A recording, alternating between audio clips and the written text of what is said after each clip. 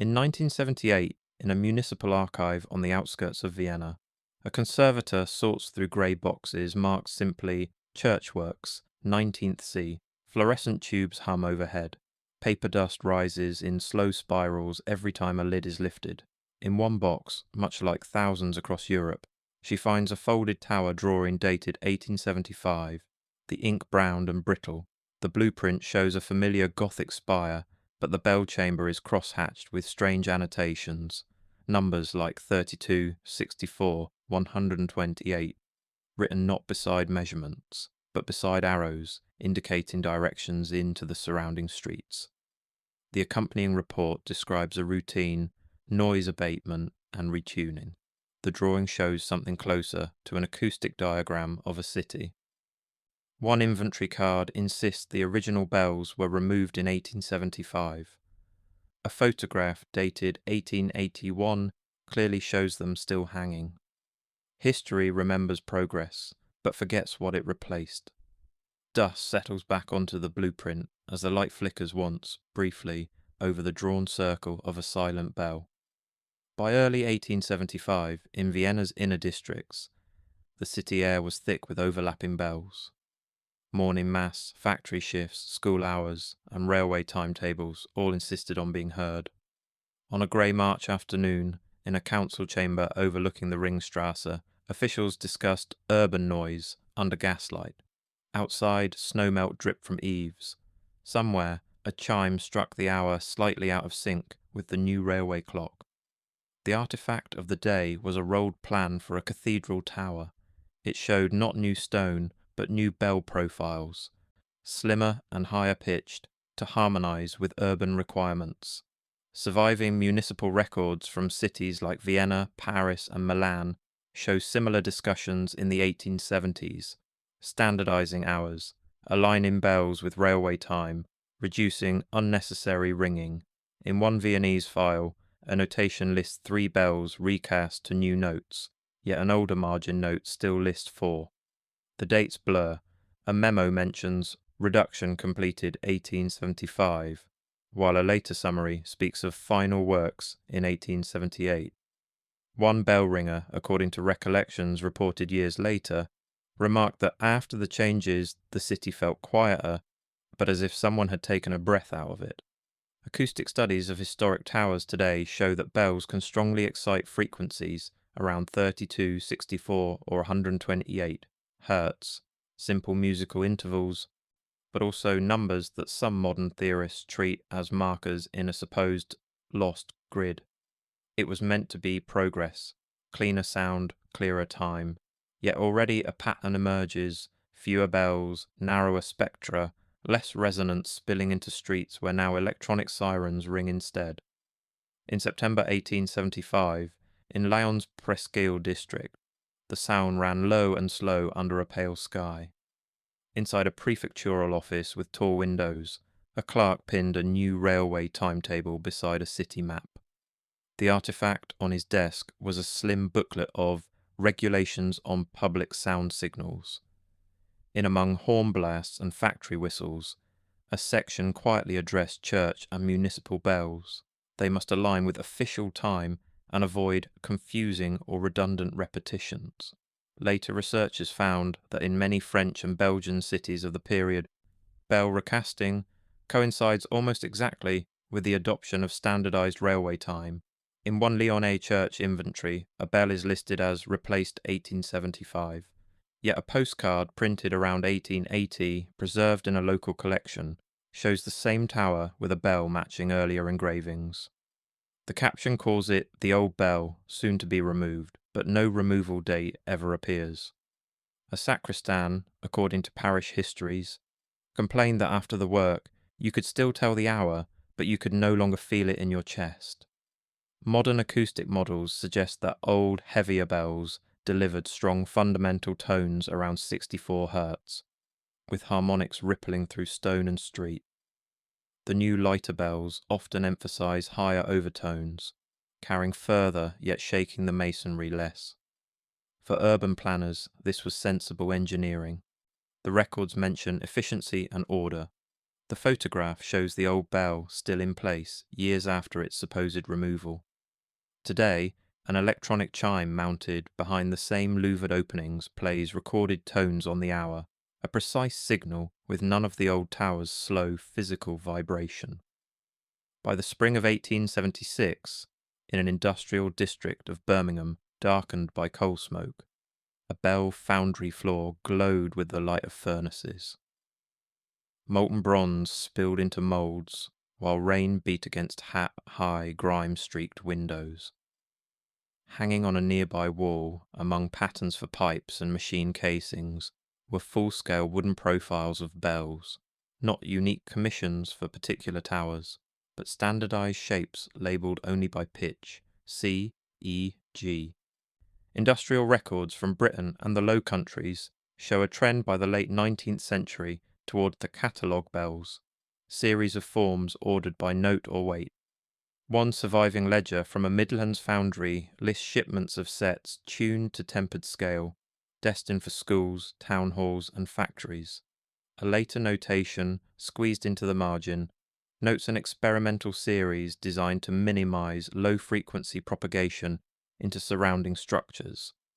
At the bottom of the page, in a different hand, someone has scratched 3 numbers, 32, 64, 128, without explanation.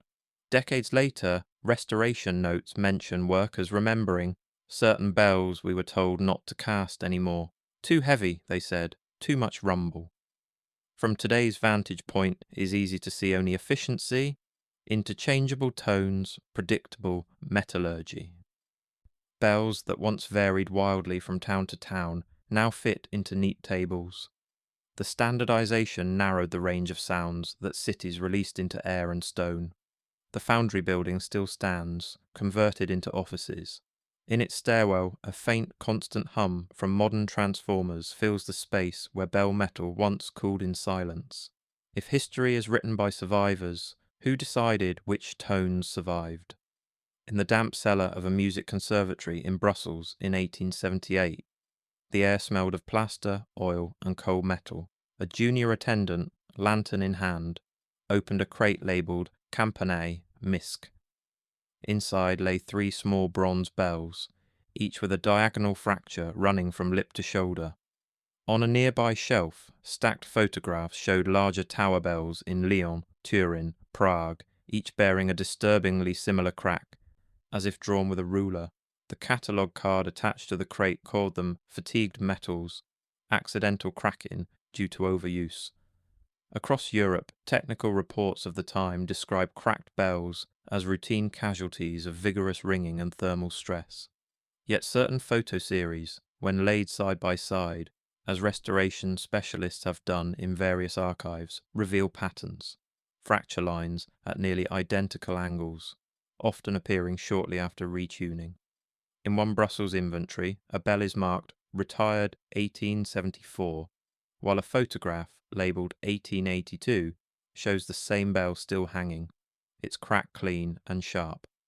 A conservatory technician, in a comment, paraphrased in later notes, remarked that these cracks look less like damage and more like someone had cut the sound out.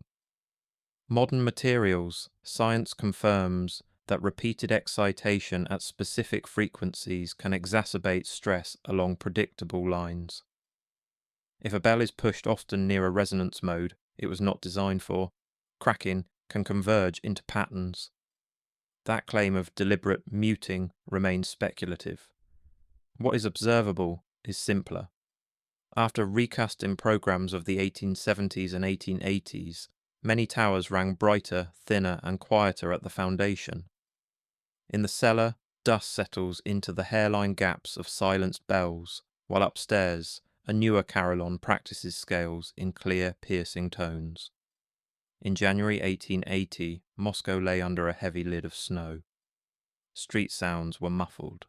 Only the crunch of sleigh runners and distant voices reached the Kremlin walls.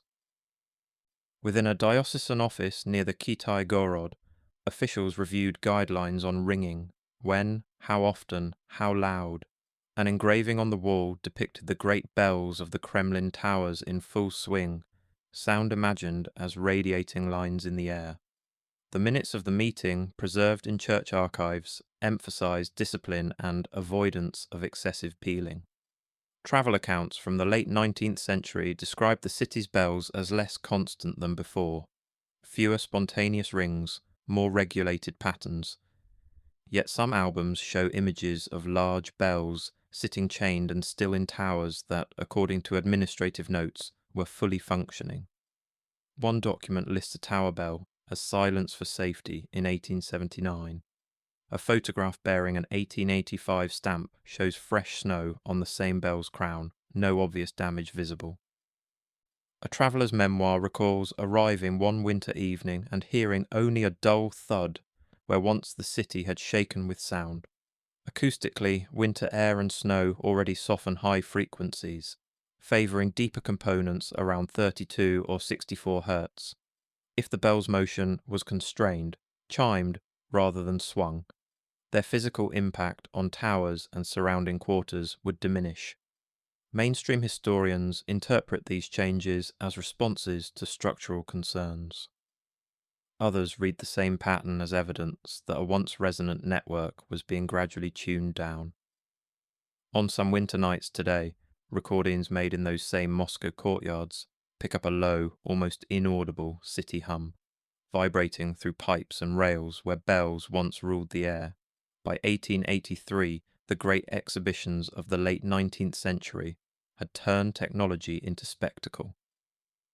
In Philadelphia that year, on a hazy summer evening, visitors strolled through a machinery hall lit by arc lamps that buzzed and flickered. In one corner, an electric chime system was demonstrated, a row of small bells struck by solenoids, controlled remotely by switches. A printed program celebrated the ability to ring bells without the fatigue and imprecision of human hands. Official exhibition records emphasized the triumph of electricity, distant signaling, synchronized time, controlled sound, but photographs taken by visitors sometimes show, in the background, silhouettes of much larger bells, suspended in darkened pavilions with no mention in the captions. In one sequence, an 1883 view of a demonstration tower shows two large bells. A later annotation claims they were removed after 1880. The dates do not align. A technician, according to recollections shared in technical journals decades later, described early electric chiming as all click and no breath. Where older bells sent complex waves into stone and soil, the new systems narrowed sound into precise bursts. Electric strike mechanisms favour sharp attacks, emphasising higher harmonics and limiting the deep, slow oscillations that travel through structures. For planners and engineers, this was an improvement in clarity and reliability. By centralising control of sound, moving it from tower bells to wires and switches, society shifted from distributed fields of acoustic resonance to a broadcast model, more akin to later radio. Walk today through former exhibition grounds now overbuilt with highways, and you may still find solitary pedestals and odd masonry plinths, foundations of forgotten towers whose bells were once promised, then never fully accounted for. In October 1887, in a chilly dawn mist over a Prague square, scaffolding wrapped a clock tower for restoration. Stones were lifted, plaster was chipped away. Inside the tower, craftsmen scraped soot from beams blackened by decades of lamp smoke. The artifact that drew particular interest was not a bell, but a network of narrow ceramic tubes uncovered beneath the paving at the tower's base, short segments aligned like spokes, leading toward nearby streets.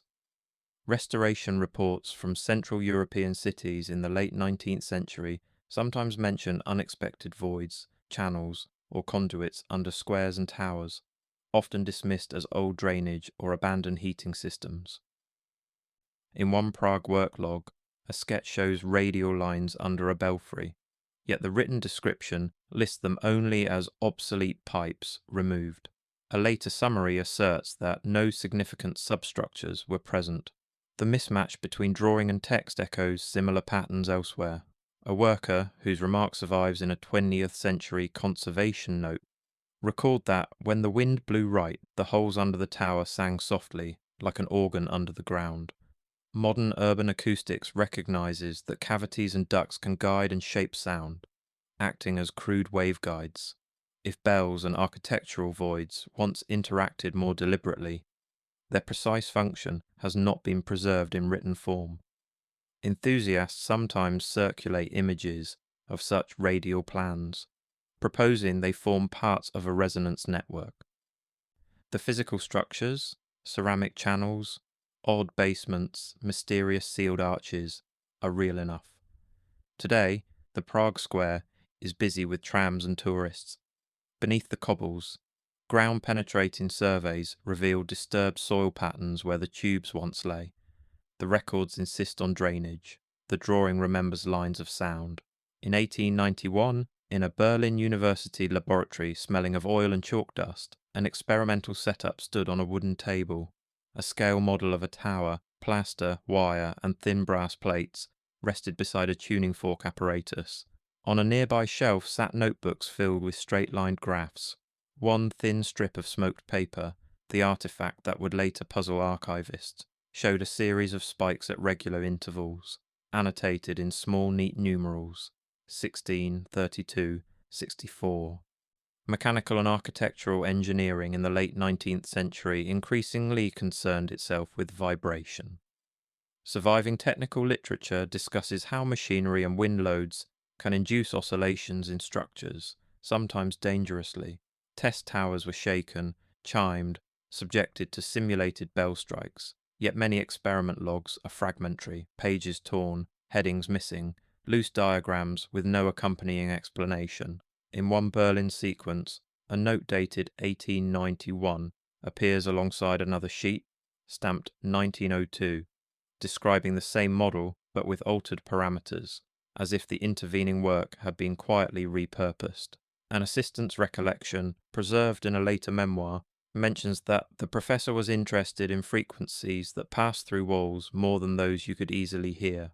From today's perspective, such studies contributed to mainstream structural dynamics. They helped make towers safer and bridges less likely to sway. What we can say is that as the 19th century turned into the 20th, the vocabulary of architecture shifted from bells and soundscapes to modes, nodes, and damping ratios. In former labs now housing computer servers, digital sensors measure vibrations from trains and HVAC systems. The graphs still show spikes at 16, 32, and 64 Hz. The questions written in the margins are different. In May 1895, the port of Odessa woke under a low ceiling of fog. Ships' masts faded into grey. Footsteps on the quay were muffled. On a bluff above the harbour, a cathedral bell tower and a newly built lighthouse stood almost in line when viewed from offshore. In the harbour master's office, maps and tide tables cluttered the walls. The artifact that linked sea and city was a single sheet of instructions for fog signals, how often the lighthouse horn should sound, how local bells might assist in poor visibility. Maritime and municipal records from Black Sea and Baltic ports describe coordination between visual and acoustic markers. In one instruction set, a particular bell is listed as to be chimed, not swung, during fog, its tone identified by a musical note. A later revision replaces mention of the bell with an expanded horn pattern, suggesting a shift in responsibility from tower to lighthouse. Yet an undated photograph filed between documents marked 1892 and 1898 shows both bell tower and horn active, their signals overlapping. A sailor's reminiscence, quoted in a local history, recalls that there were nights when the horn and the bell made a slow beating that you felt in your ribs more than in your ears. Physics offers a simple explanation. Two nearby tones, slightly offset, say a bell around 64 Hz and a horn near 60 Hz, produce beating patterns that can feel like a pulse in the body. Engineers eventually refined horn pitches for clarity. What remains tangible is the geometry. In many old ports today, Sight lines between bell towers and light structures still trace straight paths. The bells now ring mostly for ceremonies. The beating waves have moved from air into radio and data. In 1899, in Tashkent, then part of the Russian Empire and often lumped under the broad label Russian Tartary in older European atlases, a survey team sketched the old quarter under a harsh summer sun. Dust hung in the air. The temperature shimmered above flat roofs. The artifact left behind was a folded urban plan with a modest structure marked near a crossroads. A tower labelled simply Old Minaret with no height or detail. Early 20th century photographs of Central Asian cities, preserved in various museums, occasionally show more elaborate towers than their minimalist map symbols suggest. Multi-tiered forms, sometimes with bulbous crowns and arcaded bases. In one Tashkent view, a stone tower with a slightly flared top stands near low houses.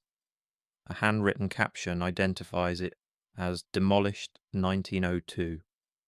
Yet administrative surveys from the period list only a small dilapidated wooden minaret at that location. Dates conflict. A note in a roadworks file claims the tower site was cleared in 1895, while a traveller's description published in 1904 mentions a stone tower that no longer rings, still standing like a staff without a banner. Historically, the term Tartary functioned as a catch-all geographic designation for much of Central and Northern Asia. It did not denote a single, unified empire. They note recurring motifs, domes, star-like street plans, tall spires, as if parts of a shared blueprint. In Tashkent today, the crossroads captured in that faded photograph is a traffic circle. Satellite images show no trace of the tower's foundation, yet locals still speak of the place where the tower used to be, and some say that on very dry, hot days, sound carries strangely there. Car horns seem to stretch, voices echo longer than expected, as if the air remembers a vibration that no document names. In 1916, in a Tyrolean village pressed against steep, snow-dusted slopes, war news arrived more often than mail. The air was thin, the nights were long. In the vestibule of a small parish church, officials weighed the bells.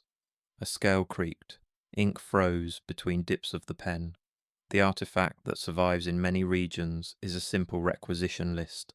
Weight, alloy, destination, for the war effort. Across Europe during the First World War, thousands of bells were taken down and melted into munitions. Surviving parish records typically capture this as a line or two.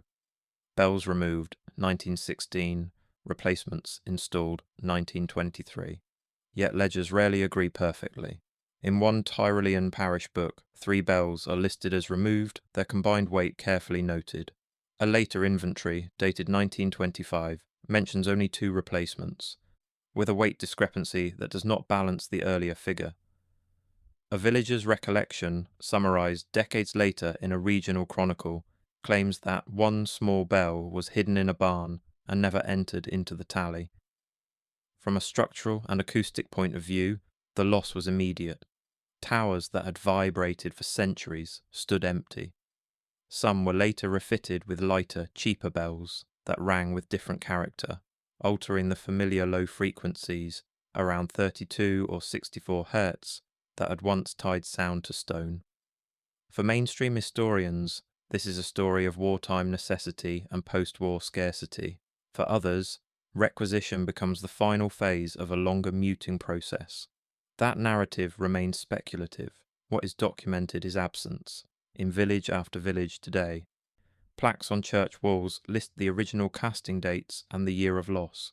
The bells themselves are missing, their former notes sometimes reconstructed digitally for commemorations, an echo of a tone that no ledger fully preserves. By 1953, in the industrial city of Essen, reconstruction hummed beneath a grey, low sky. Rubble had been cleared, new facades rose where old quarters once stood. On the roof of a rebuilt municipal building, technicians installed air raid sirens repurposed as civil defence warning systems. In a planning office below, The artifact of the moment was a sheet showing rooftop layouts, circles for sirens, squares for loudspeakers, crosses marking obsolete features to be removed. Post-war urban plans across Europe increasingly favoured electronic sound devices over traditional bells. Civil defence protocols call for standardised tones, durations, and meanings. Factories and schools adopted buzzers and chimes. In one Essen planning file, annotations list bell tower to be demolished at a site where, on an earlier map from the 1930s, a slender belfry is clearly drawn. A later summary describes the location only as platform for siren installation. No photograph of the demolition is filed. A city technician, whose remark is paraphrased in a 1970s retrospective, recalled that when they tested the new sirens, the sound was thin but reached farther. It came from everywhere and nowhere. Electronic sirens generate tones with controlled spectra, often focused around specific frequencies. Compared to bells, their coupling to buildings and ground is minimal. They signal more efficiently, but resonate less deeply. Today, acoustic engineers can model their fields precisely. What is verifiable is the steady replacement of heavy, site-bound sound sources with lighter, networked ones. Walk through Essen now, and you may pass a plaza where a bell tower once stood, now open sky above a buried foundation. The siren that replaced it has been superseded by alerts on screens and phones, a chain of signals, shedding mass and masonry with each step. In 2019, in a climate-controlled room of a national library, a scanner head glided slowly over a brittle photograph from the 1870s. The image showed a town square, a tower, a bell just visible through louvered openings. On a nearby monitor, pixels assembled into a high-resolution file. The artifact was no longer metal or stone, but a constellation of data points stored on distant servers. Digitization projects around the world have brought 19th century engineering drawings, city views, and technical manuals online. As these images circulate, patterns become easier to notice. Similar towers in different continents, recurring dome proportions, familiar-looking fractures in bells separated by decades and miles. In metadata fields, descriptions remain terse: church, factory chimney, public building. One entry labels a clearly visible bell tower as industrial stack, likely a cataloguing error. A second entry dates a photograph to 1885, while the back of the physical print, visible in the scan, bears an 1878 stamp. A volunteer annotation notes the discrepancy. The main record remains unchanged. Historically, Tartary appears in atlases as a broad, imprecise term for parts of Asia, fading from mainstream use in the early 20th century. The contemporary idea of a unified civilization with a deliberate global bell grid is a modern fringe theory flourishing largely online. What remains beyond theory is tactile and visible. In many cities, you can stand in a square first mapped in 1875, look up at a tower whose bells were recast, removed, or replaced, and feel a faint vibration when traffic passes. Some restoration projects now aim to recover original tunings, reconstruct in old resonance patterns from surviving metal and written clues. The camera lingers on bell towers at dusk in different cities, their silhouettes dark against deepening sky. Somewhere, a single bell strikes, a clear tone that rings, fades, and hangs for a moment longer in the static of the soundtrack. The screen holds the image of a louvered opening and the suggestion of metal within, then freezes mid-frame as a faint, almost inaudible hum continues for a few seconds more before the reel runs out of light.